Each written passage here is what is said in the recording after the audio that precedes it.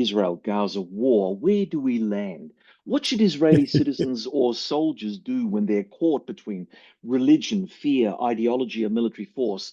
How should Palestinian Gazans and their international supporters react to what looks increasingly like a genocide? Mm. So we're going to go for the easy targets here, huh? Okay. Of course, that's why I brought you on the show. That's right. Look, as you know, the situation, the current situation is horrible. And I'm sorry, this is going to make me unpopular with part of your audience, but at this particular moment, I blame the Israeli government, not Jews in general, but the Israeli government. It's handling things in a really horrible way. That said, as you know, also that conflict has been going on for a long time, not just in modern times. It's been on, that piece of land has been disputed for literally thousands of years, which means that it's complicated because everyone that lives in that area has pretty reasonable claims to the notion that that is their land. And of course, the rational thing to do would simply be, well, okay, then divide it up. If there are 2 or 3 or 4 different kinds of groups of people, all of them with historical claims to that place, then just divide it up. But of course, that would be too rational to do, and it's not going to happen. Quite frankly, other than the immediate situation, for which, as I said, I squarely blame the Israeli government and its current policies. But historically, I think the agent, the participant that is most to blame is the United States. The United States, with very few and even those partial exceptions, has never been a honest broker in the peace process. And the United States does have the means to broker a good peace process there because they have the power. Because all sides essentially depend, especially Israel depend on the goodwill of the United States. It is the United States that has been selling weapons, for instance, to Israel. It's the United States that has its own interests politically, territorially, et cetera, et cetera. And if they actually started acting as an honest broker, together probably, I would say, with the EU, because the EU is right there, it's nearby, it's a neighbor. If those two entities, but especially the United States, really wanted to have a settlement, the settlement will happen. But of course, especially now, given the current climate in the US, that's just not going to happen. So right now, it's just an ongoing tragedy, and it remains to be seen just how far it's going to go. What would a Stoic do? Again, try to figure out what the situation is, try to your best to understand the world. The Stoics always thought that the best thing to do is, first and foremost, to try to understand what's going on. Because if you don't understand what's going on, then you have no idea of what you can do and which direction you need to act. And then do whatever you can, which, none of us individually can go there and force a solution to the problem. But we can do our part. We can push our representatives, for instance, here in the United States or in Europe, in a certain direction. We can vote for certain people and policies rather than others. We can send money to organizations that are aiding the situation there. There's all sorts of things that we can do without necessarily going all the way to, okay, I'm volunteering and I'm for Doctors Without Borders and I'm going to go to Gaza. That's fine too, if you want to go that far. But most of us don't and can't. That doesn't mean that we cannot do anything. One thing that I wouldn't do is to obsessively check the news, because that's not going to help. That's only going to make you feel much worse. But Massimo, if I could just pick you up on this. All right, you've covered off on the US, you've covered off on Israel, and that's great. But then the last part of the question was really about, well, what would a Stoic's response be if you were on the ground in Gaza as a Palestinian? How would they respond to the kind of punishment the Israeli government is meting out to them? What is their correct response? And what would be the response you would expect from the international community, especially those who kind of now are starting to come out in favor of the Palestinians? I wouldn't say that they're in favor of Hamas, but certainly they're not in No, favor no, of what the right, Israeli government is doing. So what's the logic here for right, right. Stoicism in this broad situation? Well, first of all, I'm glad you made that distinction. Hamas is not the same as the Palestinians, just like the current Israeli government is not the same as Jews in general, or even Israelis in general. Yeah. So those distinctions are important. Look, I think the answer for a Stoic is always going to be the same, regardless of where you are and how dire the situation is.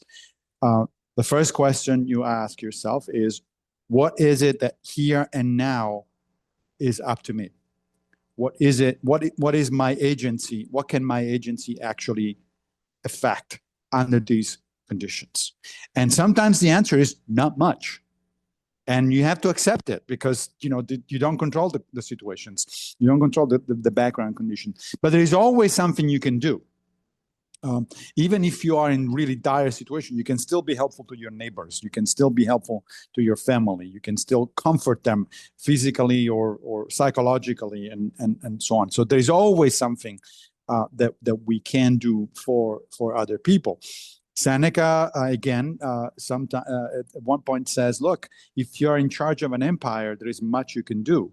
But even if you are retired and living in your home, there's still much you can do, just at a different scale, at a very different scale. So for the Stoic, the important thing is, first of all, ask yourself, what is it here and now that I can actually be efficacious in doing? And second of all, whatever the answer to that question is, make sure that it is informed by Stoic principles. That is, make sure that it is just, courageous, temperate, and practically wise is really not, that doesn't roll off your tongue, but that's unfortunately the name of that particular virtue. So in other words, it is virtuous in general, right? According to the Stoic principle. So you always want to act with the recognition, of course, that you're in charge of your decisions, not of the outcomes of those actions. I can decide to do this or that or the other, but I have no control whether those decisions are actually going to achieve what I want or not. And I need to be okay with it from the get-go. One of the most important parts of Stoic training is this acceptance from the beginning, which is often, unfortunately, mistaken for passivity. But it's not passivity. It's the notion that I'm going to try to do my best, but I know that I may not succeed. And I need to be okay with the notion that I may not succeed, because that's just the way the world works. Sometimes you win, sometimes you lose. Sometimes you're efficacious, and other times you're not. Does this also, come across with the following question? So, what I've got is that the West has condemned Russia's bombing of civilians in Ukraine, but it seems more muted about Israel's actions in Gaza. Does Stoicism help us navigate this moral inconsistency, or does it only offer us detachment? Yeah, that's a good question. So as far as the Stoics, because the Stoics are cosmopolitan, as far as the Stoic is concerned, it doesn't matter who is being oppressed or who is being attacked. You should have the same response, no matter what. They're human beings. It really matters not at all from a Stoic perspective, whether they are Palestinians, Ukrainians, or whatever in any other part of the world. I mean, ideally, the Stoic response is always the same. Somebody is being oppressed or is being subject to violence. That's not right. That's not just. And so I'm going to try to do whatever I can in order to address the situation. So you're absolutely right that these the unequal treatment and unequal response that we have in these situations is certainly not in line with Stoic principles. And that's one of the reasons I think the practice of Stoicism would actually make this a little better world, because you would really internalize the notion that there are no more important or less important people. People are people. And it doesn't matter who they are, where they are. If there is an injustice, then it is up to the rest of us to try to do something about it. You're listening to The Focus with me, John Bruni, and my guest, Professor Massimo Pugliucci. If you're enjoying this conversation, don't forget to follow, share, and leave a review on your podcast platform of choice. Now back to the show. Let's talk Trump. There are a couple of things I want to raise about Sure. Trump. Okay. So let's go down this hypothetical rabbit warren, if you will. Imagine Trump being a Stoic. I was waiting for Okay. that. Okay. Imagine Trump being a Stoic, and he had to then sit across the table from Vladimir Putin, who is known to make sure that he will do whatever he needs to do to defend Russia's national interest, including Right. lie directly to the face of the US president. Right. What could a hypothetical Stoic Trump do in order to get Putin to understand that maybe peace is worth a go here? I mean, how does that work? I mean, if you have a Stoic leader of the most powerful republic in the world, and he has to try to hem in an ongoing war with a man who's, also very judicious with his capacity for truth. Right. How do you navigate that? I like the way you put it. Very judicious with truth. So these hypothetical, and we're talking seriously hypothetical Trump, Stoic Trump at this Yeah. point, because there's really nothing. There's very few people I can think of that are less Stoic than Donald Trump. But let's go with the thought experiment for a minute, right?